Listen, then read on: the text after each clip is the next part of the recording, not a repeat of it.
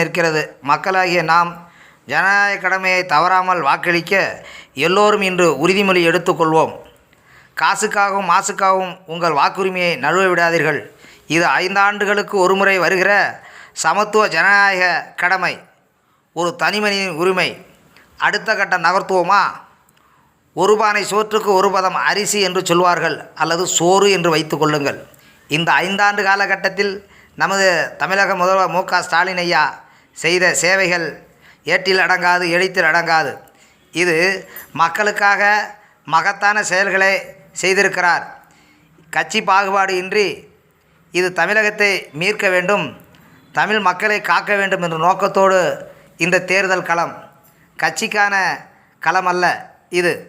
ஆகவே அவர் செய்திருக்கிற அந்த சேவையும் மக்களுக்கு தனிப்பட்ட முறையிலே நேரடியாக வரக்கூடிய செயல் திட்டங்கள் மக்களுக்கு சென்றடைந்தது. அதுதான் மகளிருக்கான ஊக்கத்தொகை, இலவச பேருந்து, 3 நாம் முதல்வர் திட்டம், இப்படி பல திட்டங்களை வகிர்த்திருக்கிறார். மக்களுக்கு வந்து அடைந்திருக்கிறது.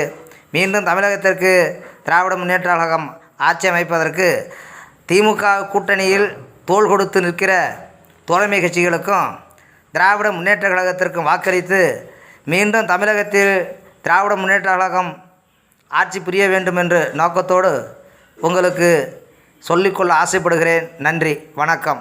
வாழ்க தமிழ், வளர்க தமிழின் பண்பாடு.